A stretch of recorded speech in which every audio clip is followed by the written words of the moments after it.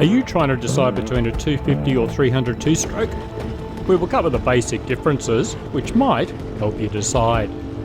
First, don't rule out the smaller two-stroke dirt bikes. For example, a lot of beginners love the mild power delivery of the 200 models, and experienced riders often find they are faster on these nimble enduro beasts.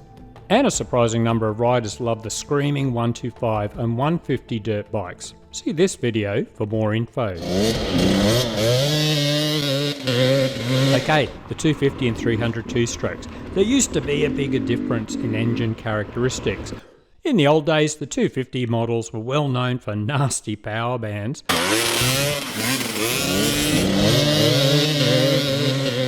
But design changes have meant power delivery is much more linear. And some 250s are putting out similar grunt at low revs as the older 300s.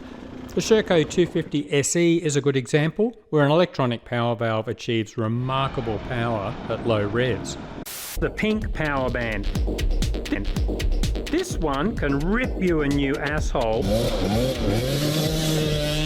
that looks and smells great while doing it. Not for the faint-hearted.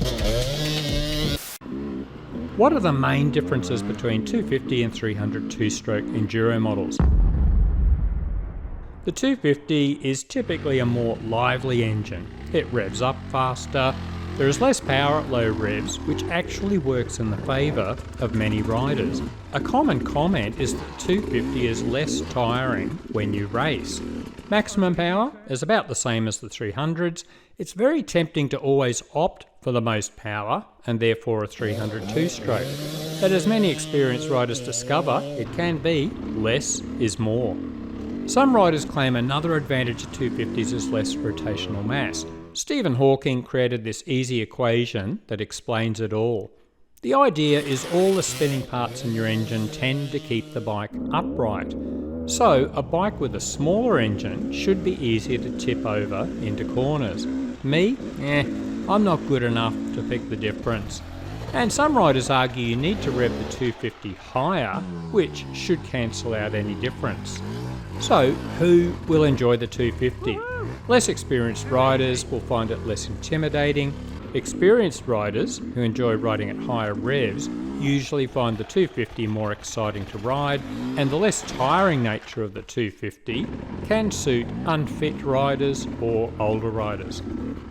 The yellow power band. Weak and floppy, it's great for KTM riders, those who just don't give a shit, and older riders like me who should have given up a long time ago.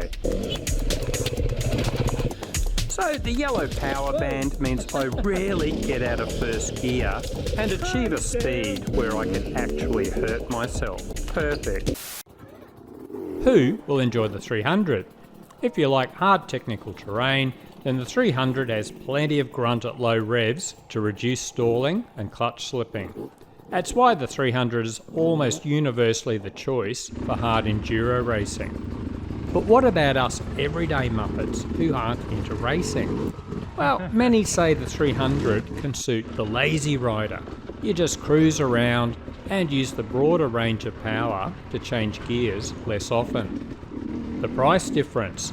The 250 is invariably cheaper, which is funny when there's no difference in manufacturing cost. The price difference varies. In the USA, the 250s are very popular, so the price difference only varies by about US $100 to $400. In countries like Australia, it's often closer to 1,000 Aussie dollars because we are more obsessed with 300s, and the retailers know we will pay more. Years ago, the price difference between the KTM models was actually the same cost as a 300cc conversion kit. So some riders bought the 250 EXC, immediately converted it to a 300, and then you had a spare 250 top end to either sell or keep as a backup. For Australians, it raises an interesting point. If the 250 is a lot cheaper, you can always upgrade later with a 300 conversion kit as your skills improve, or it's time for a top end rebuild. Might be worth considering. Are you on a budget? The Yamaha YZ250X is a clear winner if you don't need an electric start or registration for road use. The red power band. Everybody wants it. Almost no one can handle it. The fear and exhilaration of the red power band is hard to describe. And short-term injuries include having body parts torn off under acceleration. Eventually, you will be able to reach for things on the top shelf. Worried about making the wrong choice between a 250 or 300? Don't worry, you can't really make a bad choice. There are plenty of ways to adjust the power delivery of either engine. Do you find the 300 a bit intimidating? The mapping switch on many models can really soften the power. You can fit a G2 throttle tamer to soften the initial throttle response. Or do you want the 250 to have more grunt? There's a range of exhausts, cylinder heads and other models to beef up the power at low revs. Is there a best brand in the 250 and 300 range? Personally, I think Beta and Sherco models have the sweetest engines, very linear power delivery, and we chose the Sherco 250 and 300 as that electronic power valve just gives the engines that bit more grunt which suits our riding. Although the Austrian TPI engines are very smooth, we weren't impressed with the lack of grunt and the decreased reliability with that fuel injection system. However, we have ridden a new TBI model and the grunt is now comparable to a carburettor 2-stroke. The TM bikes are tuned for racing and feature that old style power band, so a possible option if that's your thing. See this video for more information. Have you ridden the 250 and 300 2-strokes or owned both? What's off? Which did you prefer and why? As always, we are keen to hear your thoughts and we will post interesting information in the pinned first comment.